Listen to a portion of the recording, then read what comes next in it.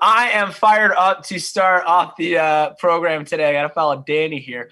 But I'm fired up to get this message because I love the rep job so much. It's the only downside of being a district manager is I can't do demos anymore. But what I love is that I get to vicariously, sell through everyone else and help you guys out, which is great. And what I love is with the rep job, there's always opportunity to up your game.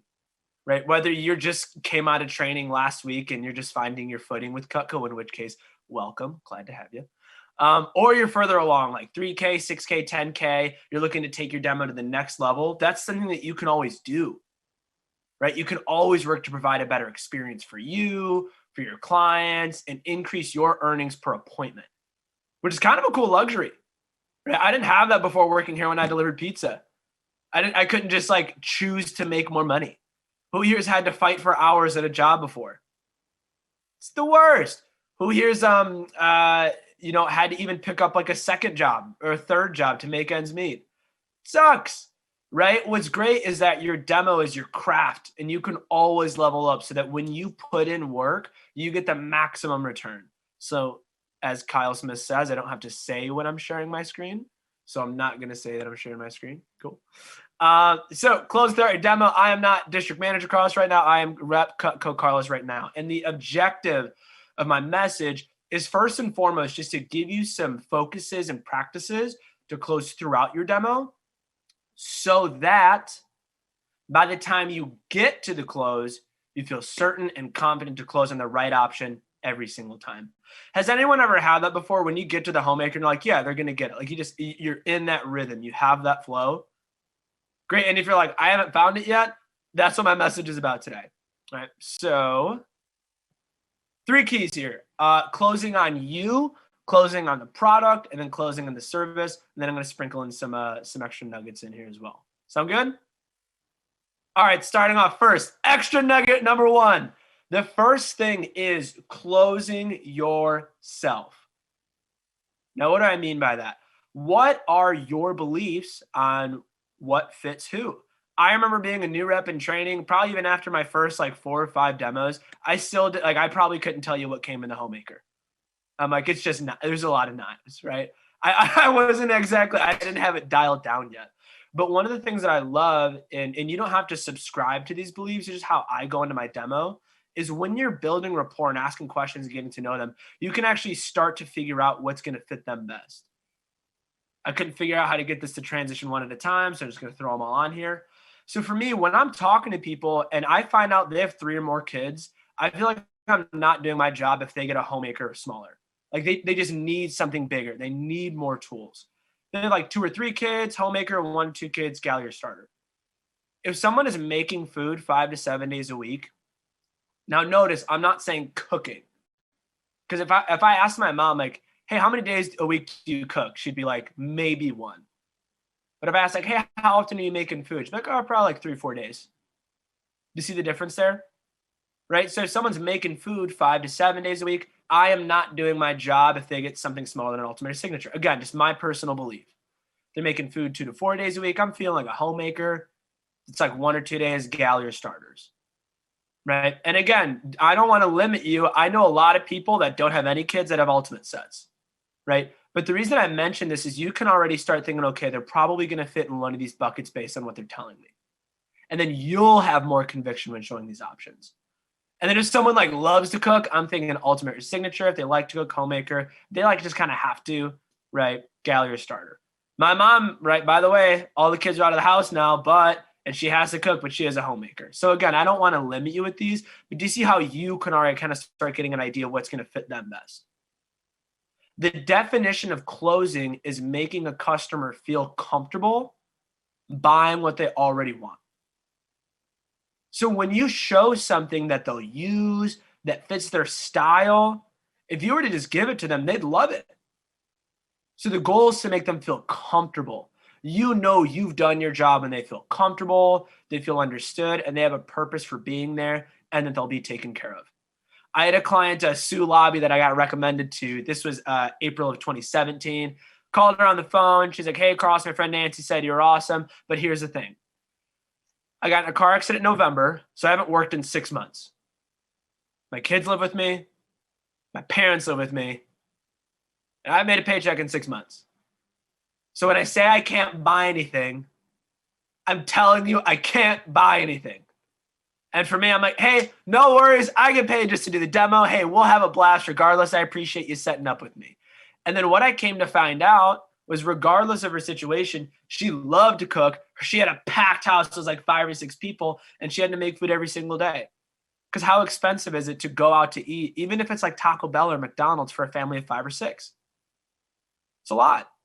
Right? So I was just doing my demo. I was having a blast. And then I asked her, do you want to go ahead and get the Homemaker set today and get your free gifts? And guess what she said? She actually said no. She got a signature set with steak knives and 2 gift sets. Again, when people feel understood, they feel comfortable. She wanted it. We just had a blast in our demo, and it was the right option for her. So that's why for you, kind of start thinking when you're building rapport, hey, what is probably going to fit them best? All right. Let's get to the main content here. So closing them on you. What I mean by this is why are they going to give you their business? Not just the order, but their business. Why are you going to be their Cutco person? And the reason this is important is because trust equals speed. Has anyone ever had a demo before where you just have a great relationship and you just fly through it? Like why can't they all be this easy? It's because they were bought into you. And when people trust you, they're bought into you, they're going to take your suggestions, right? You can have so much certainty. I have a client, Celeste Sheridan. I tell the story in training. We have a great relationship. She was a Cutco owner. She didn't have the shears. I'm like, you don't have the shears? She's like, no. I'm like, you got to have the shears. She's like, well, I'm like, you have to have the shears. She's like, all right, yeah, I'll throw them on there. Now she has 2 pairs. She loves them, right? Because she's bought into me. Right? She trusts me. She believes in me. So how do you get people bought into you? First is through rapport. Whoops. So I say common ground and common footing. That is kind of my goal when building rapport with someone, is to kind of like bring down the wall and just make them feel comfortable. Does that make sense? So for example, I'm sure if you're in school right now and someone asks, what do you do for school?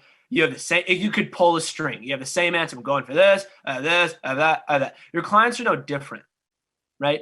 So for me, I like to relate on a couple of different things where we can be at common ground. That way I'm at their level. So one thing I like to talk about is Zoom Live. This is a very easy thing you can do, is when they hop on, it's like, hey, do you have any trouble hopping on? Are you pretty used to Zoom? Or I'll like to ask, are you part of like the work from home club? Have you used Zoom for work or anything like that? And then you can tell about how you have, they'll tell you to see how now you're at the same level. See how you find common ground, right? Then you're just talking with them. Family's another one. This is a small thing I personally love to talk about is siblings, because I'm super competitive with my brother and my sister, right? Different interests, different travel. And what I want you to know is not every one of these is going to hit really well, right? Not everyone's going to be the big thing for them. Not everybody travels, not everyone has big hobbies, but you can find one and then just dig in with them. Right? You're going to create a really comfortable atmosphere. Second thing is your goals. I think this is one of the biggest opportunities you have is your goals.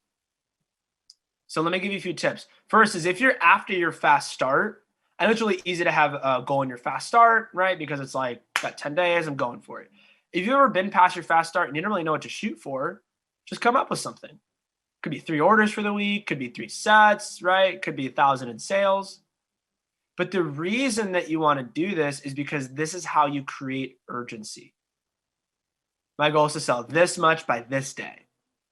You want to make it quantifiable. Do you see the difference versus like, I just want to sell a lot of cocoa? It's okay. My goal is to sell this much by this day. And here's why. Also, yeah, we're jumping into a push right after this. It's perfect time. Right? So let me give you some tips as far as sharing goals, right? First is you want to connect it to your aspirations in the future. For me, when I was a brand new rep, I said my goals changed a lot. But when I connected to my future, one, I just wanted to get better developing independent responsibility because I just started as like a 19-year-old that lived at home, right? So it's a great opportunity for me to develop some great responsibility. Also develop my people and my professional people skills. Because as a pediatrician, I'm going to have to work with parents just as much as a patient. And I want to make sure that I can communicate at a high level to where they feel comfortable, right? That's how I tied it into the future. I'm like, this is why I'm doing this. And then here's a huge tip. If you want to put a star next to this, is be vulnerable and committed. Vulnerable and committed. So I'll use this example. Go all out for your goals because people will decide to buy even before you've shown them a knife. This was here. Let me share my other screen here. This was me when I was pushing for Cabo. I went all out for my goals. I wore a sombrero on my demos. I had a hype video for like the resort that we were going to stay at. I had a client. This isn't her. This is one of my mom's friends that I should have seen sooner. She was. I don't know why I didn't think of her. I thought of her like a year and a half later. Should have seen her my fast start. But I had another customer, Janet McCarthy. She owned everything Cutco. And when I say everything, like everything. Has anyone ever had someone that's like, I have everything and it's like an essential set? Right? But she actually had everything. She had ultimate set with steak knives, all the cookware, all the flour, all the garden tools. She had the K-bars and the hunting stuff. She's like in her 70s. Don't know why. She just had them. She's like a Cutco fanatic. And I was like, well, Jen, I shared my goals hard. I'm like I got to sell 10,000 in 12 days. I'll be vulnerable. I don't even know if I can do it. Like I've never done anything like this before, but here's what I do know is I'm putting in the time, I'm putting in the work, I'm committed to the activity. And I know the more people I see, the higher chance I have to hit it. So thank you for just letting me sit down and and then I just went into recommendations, right? So you know when that might be nice enough to help me out, I need 12 more appointments. She goes, Carlos, how far away are you from your contest? And I said, 1,700. She bought 1,800 and sent me to Cabo. So your goals really matter, right? So again, be vulnerable. I love being like, I don't even know if I can do it. I'm nervous. But here's what I do know is I'm committed to the activity. All right. Man, I miss doing demos. The third thing is to connect. All right. This one's pretty self-explanatory, but I'm going to give you some other cool, like kind of key things that you can ask that really allow your client to contribute to you and feel more of a purpose for being there. One thing that I love asking people is, hey, do you have any tips for your 20s? Because I personally feel that this is one of the most in-between times in your life between, and by the way, I know you have a lot of adults, Kate on our team, she's mom, right? But for a lot of them in that transitionary period, right? It's like, hey, what do you wish you knew? What would you tell yourself back then? Right? And then it's not just a regular, oh, I have kids, like they get to contribute. Another thing I love to ask is, hey, what are you passionate about? Because just like you have similar responses for like, I'm going to school for this, I got this. They have that type of, pull a string with work. Well, I do this, I work for this company, blah, blah, blah, blah, blah. But I love asking, hey, what are you passionate about? And they'll tell you. And then I love to say, oh, tell me more about that. I have a client, she's an FBI agent. And she goes, well, I'm kind of passionate. It's kind of weird, but I like to crochet with plastic bags. So I go, oh, that's kind of cool. Hey, tell me more about that. Like, how'd you get into that? And she goes, well, when I worked for the FBI, I'm really passionate about people. And what I do is I make them into like 12 foot by 5 foot. And that way we can fold them in half. And I go around the city and I can deliver them to homeless people so they have something to sleep on. My heart just, I was like, oh my God, like the sweetest person in the world. No, that didn't have anything to do with my clothes or my demo, but how connected were we there? And she's one of my favorite clients now. We're super tight. She actually emailed me when I got promoted for a district manager. She's like, congratulations. Oh, you're awesome. Right? So again, you can go kind of past the regular building rapport and you can really connect with them. All right, closing on the product. Now, when I think of closing on the product, do the demo, keep it simple, follow the manual, it works great. Just one thing that you'll hear me do a lot if you were to field train me is ask a lot of yes questions, right? And you don't have to be salesy with it. I get that feedback a lot. I'm just like naturally salesy, dude. Don't know why, right? So I come across sometimes. So for me, I'm just really casual with this. When I'm showing him, I'm like, yeah, isn't that cool? So like, see how easy that is? Isn't that awesome? Right? Ask those yes questions. Get them in the habit of saying yes, right? It's called stacking yeses. I say this in training, if you live at home, right, and you want to ask your folks, you can go out and do something, ask yes questions first, then ask. You'll get a yes. Isn't that cool? Isn't that great? Isn't that awesome? Could you see yourself using that? Can you see how that makes things a lot easier? This is a big tip that was catering towards them, right? My mom hates cooking. Absolutely hates it. So for her, I wouldn't be like, oh, mom, like all your recipes that you're going to make, they're going to be so much easier. She wouldn't care about that. She didn't in the demo. My mom, she hates cooking. She does it just because she has to. So this is what I focused on. Was mom's dishwasher safe? You're going to get in and out of it faster. You never have to buy knives ever again. Because when people hate to cook, they usually get cheap stuff, so they have to buy it over and over and over again. Can you imagine how frustrating that is? Having to spend money over and over on something that you don't like doing. It's like, Mom, you're never going to have to buy them ever again. Oh, and we cover the maintenance too. The sharpening, the replacement, we take care of all that. All you have to do is cut. That's the only thing we won't do for you. Right? We'll even send a rep to their house and sharpen them right at their kitchen table, the straight and the double D edges. If you didn't know that, we have a service program. Obviously, with COVID, we're not doing that as much. But it's literally like bringing an oil change to them. And it's free. It comes with the product. It's like, Mom, like I can come over sharpen it whenever you want.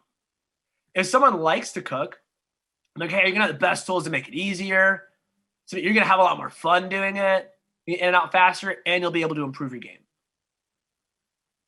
Right? I love saying to Miss Jones, we can take you from like that, like 2.0 level to 3.0 level. I'll ask, like, hey, what are some things you like to cook? What do you like to chop? And then if someone loves to cook, I'm like, it is the best of the best. I'm like, this is made for people like you, Miss Jones. It's the right tools for the right person, just like you. And then just a little bit of an extra nugget, matching their personality and matching their needs is, in my opinion, perfection. If I have someone that's like more chill, do you think I'm this hype in my demo?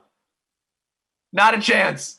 I'm just more laid back and chill because I want to make them feel comfortable. Does that make sense? If I have someone that's very direct and straightforward, I'm just very direct and straightforward. Now, by the way, I'll be like 2 notches above them to kind of gauge if I like, there's a little bit higher level stuff, but it'll be like 2 notches above to see if I can kind of like bring them up with me. You ever notice that? Sometimes people are stone faced, but you get them laughing, joke, and they open up. Right? So I'll just be a little bit above, but if not, I'm just super straightforward. I've had clients before that literally during the whole demo, did I stop my screen share? During the whole demo, they're just arms crossed. So like I cut the cheesy jokes, I'm like, hey, it's great, it'll work great. Go to the homemaker site, do you want to get that today? They're like, yeah, we'll go with that one. I'm like, great, you love it. Who here's ever had that before where someone's like that and you're like, they're not getting anything? You know, it may just be their personality. Right? They're just a little bit more coy, and that's fine. So I don't like come on too strong with them, always matching their personality and matching their needs. That's how they feel a lot more comfortable. And then in my opinion, there's 2 checkpoints in your demo, right? It's kind of like a racing game. There's 2 checkpoints. First is page 3. They got to want to get rid of their knives, right? With the wood handles, just keep grossing them out, right? I don't go, they absorb liquids, bacteria, grease, and germs. I'm like, they absorb liquids, bacteria, grease. Some of your faces right now are like, oh man, you've been saying that the whole time, right? So that's why I really drag that out as I'm saying it. And then page 8, this is something I'm very passionate about and I really hammer with our team, is for page 8, why this is so important is if someone hasn't bought high quality knives before, they don't have to like how much high quality knives cost. They don't have to agree with it. But as long as you can just get them to understand that for the best in class, this is what you pay, you position Cutco as the best value, they're expecting it to be $4,000. Does that make sense? That's what he said is you're building $4,000 worth of value, right? So in their mind, it's like, that's expected, but that makes sense. Like, okay, I get that. So then when you hit them with the 1326 and then the 265, it's an easy decision to say yes. And that's also when you'll have people go, oh, well, how much is the bigger one then?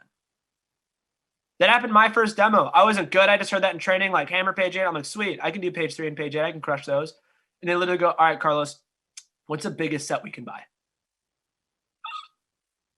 Call my manager, help me close the deal. Right? I didn't know how to close ultimate sets at the time, so I just called my manager. Right? So keep things simple. And again, those 2 checkpoints really make a difference. And then when it comes to closing on the service, when they see the product and the videos, that is the short-term value. They'll be impressed. They'll go, okay, I see why other people buy it. But when you see the long-term value, that's why they buy. That's why they buy as a long-term value, because they'll never have to buy a member again. So I love division paint. I say 20, 30, 40 years like 1,000 times in my demo. The next reason you'll love your Cutco for the next 20, 30, 40 years is dishwasher safe. So for the next 20, 30, 40 years, every barbecue, every birthday, every holiday, you're going to throw them right in the dishwasher. Don't have to worry about it. Because Miss Jones, I get it. You go to the store, you buy all the groceries, you spend the money, you do all the prep work, you do all the cooking, you get everybody fed, and then you can you can relax. Everybody's fed. But then you look over at the sink and all that work is still ahead of you. So don't worry about it, Miss Jones. Every holiday, birthday, everything like that, you can throw them right in the dishwasher. And I love to say, Miss Jones, 20 years down the road, a grandkid can knock the petite carver off the counter. If it chips, we'll just send you a brand new one for free. And I love, you don't have to, right? This is a suggestion. You don't have to, but I love saying, Miss Jones, you're going to have this stuff till you're 80 and saggy. You're going to be using this petite carver when you're 90 and saggy, Miss Jones. You're going to be loving it. And then just for pieces, with the videos, I also like to say, with the forever sharpening and replacement, 30 years down the road, it'll look just like this. I'm reminding the long-term value. Do you think when I do that, they'll get, okay, I get this lasts forever? And then Curtis is going to give you a great message on like list. But one thing to add that I like is that Cutco owners, they get anywhere from 10 to 30% off on their future orders. Right? So I love to remind them of that stuff. They're not just getting the product, they're also becoming a Cutco owner, right? So for me, that's my objective. You have some focuses, some practices now to close throughout the demo. And now that's why I say close throughout the demos. By the time you get to the ask, you're on the right option. They're connected with you. They're closing the product. They're closing the service. It's an easy decision to say yes, right? And then this is my last tip that I'll leave you with. I love being a representative. I love having a blast. I love matching and mirroring people. I love closing them on me. But one of the biggest tips, whether you're showing recommendations or still showing people that you know, whoever it is, regardless, I always thought I kind of had to be a certain way. I had to say the right thing. I had to have the right way of closing or that kind of stuff. Just follow the manual. As long as you're confident and you have fun, they're going to remember how they felt doing the demo. They're not going to remember how much they spent. They're not going to remember the key phrasing that you said. 10 years, 20 years down the road, what they'll remember is they'll remember doing a Zoom presentation and they'll remember how they felt. Comfortable, understood, and they had a blast doing their demo. And that's why they joined the Cutco family. Thank you.